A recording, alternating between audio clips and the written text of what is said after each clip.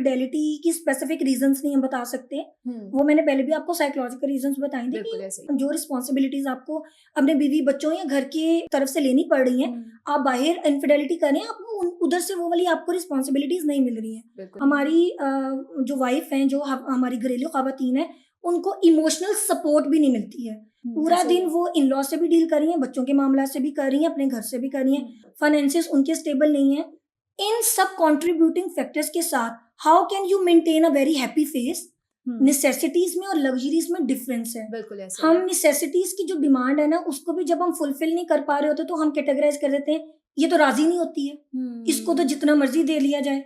देखिए, pre marriage counselling भी इसमें ये भी चीज आ जाती है। क्यों इंपॉर्टेंट है? ताकि आपको पता हो कि you both are on the same page. अच्छा डॉक्टर राबिया, जब मैं इस टॉपिक को सर्च करी थी तो मुझे बहुत सारी वजूहात जो हैं वो मैंने साइकोलॉजिस्ट को भी बहुत सारे सुना, तो एक को मैंने ये कहते सुना कि ये जो इनफिडेलिटी मर्द करता है उसकी बड़ी वजह उसकी अपनी बीवी खुद होती है।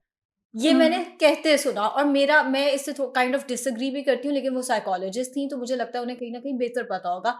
आपकी क्या ओपिनियन है, क्या मर्द की इनफिडेलिटी में अगर औरत साफ सुथरी नहीं है, औरत अपनी सफाई सुथराई का ख्याल नहीं रख रही, घर को साफ नहीं कर रही, या वैसे वो जब मर्द आता है तो उसका उजड़ा हुआ हुलिया होता है, क्या ये वजह इनफिडेलिटी की? अच्छा, देखिए, पहली जो सबसे इम्पोर्टेंट चीज़ है ना कि इनफिडेलिटी की स्पेसिफिक रीजंस नहीं हम बता सकते। वो मैंने पहले भी आपको साइकोलॉजिकल रीजंस बताए थे बिल्कुल कि ऐसे ही। ट्रेड्स होती हैं आपकी।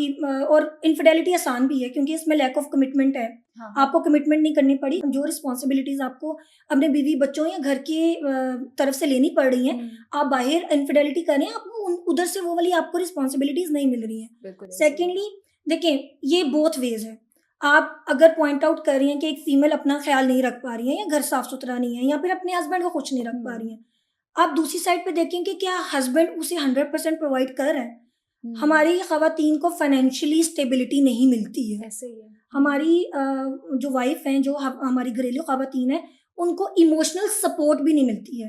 पूरा दिन वो इन लॉ से भी डील कर रही हैं, बच्चों के मामला से भी कर रही हैं, अपने घर से भी कर रही हैं, फाइनेंसिस उनके स्टेबल नहीं है। इन सब कंट्रीब्यूटिंग फैक्टर्स के साथ how can you maintain a very happy face? किस तरह आप एक स्माइल रख के, हस्बैंड आ रहा है, पूरा दिन आपने रोते पीटते गुजारा है, बच्चों के ऊपर चीखते चिल्लाते, खर्चों के रोने रोते हैं, या लड़ाइयाँ घर में करते गुजारा है, और रात को जैसे हस्बैंड आए तो वो जो मिसेस खान कहती हैं कि जैसे ही हस्बैंड आए चूल्हा आपका गर्म होना चाहिए, तो रोटी उस पे होनी चाहिए, तो जूती सीधी होनी चाहिए, वो वाली उसका ताल्लुक नहीं है। वो तो कहती हैं इसका ताल्लुक है इनफिडेलिटी से। देखिए, ये तो वो फिर आप मेड रख लेना, आपको वाइफ की जरूरत तो नहीं है कि अगर आपको खाना टाइम पे चाहिए और वो सब चीजें चाहिए।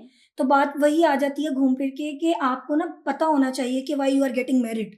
हाँ हाँ। You are getting married to an individual. आप एक इंसान से शादी करें, वो मेड नहीं आ रही है, इंसान, ह्यूमन टू ह्यूमन इंटरेक्शन है।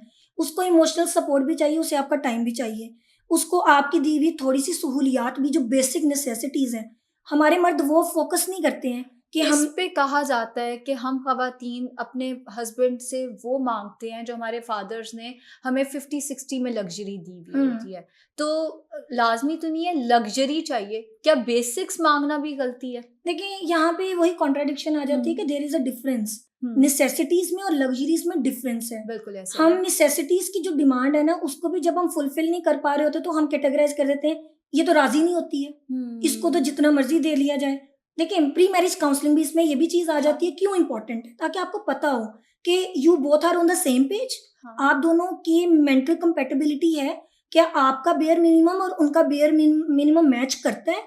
आपके और उनके लेवल्स मैच करते हैं या नहीं? क्योंकि हस्बैंड अक्सर, फॉर एग्जांपल हम एग्जांपल ले लेते हैं कि एयर कंडीशन है, या वो सर्दियां या गर्मियां, आपको अगर इन्वर्टर चाहिए, मेरे अकॉर्डिंगली वो बेसिक नेसेसिटी है, लेकिन मर्द के मुताबिक ये लग्जरी है। ये मैंने सुनी हुई है बात। ये लग्जरी है। हालांकि अगर आपका और मेरा ओपिनियन डिफरेंट हो सकता है, तो प्री मैरिज काउंसलिंग, या फिर हम कहते हैं ना मेंटल कंपेटेबिलिटी, क्यों इंपॉर्टेंट है? आपको पता हो कि जो आपकी नेसेसिटीज है उसे नेसेसिटी ही कंसीडर करते हैं या लग्जरीज कंसीडर करते हैं। क्योंकि इसमें जब कॉन्ट्राडिक्शन आती है ना, फिर घरों में लड़ाइयां भी शुरू हो जाती हैं। फिर हमें लगता है हम तो जितना मर्जी कर लें, ये तो नाशुक्री औरत है, ये तो खुशी नहीं होती है, और वो सब चीजें। तो आपका सेम पेज पे होना, आपकी मेंटल कंपेटेबिलिटी मैच करती है नहीं करती है, ये चीजें बहुत इंपॉर्टेंट है to lead a happy life. बिल्कुल।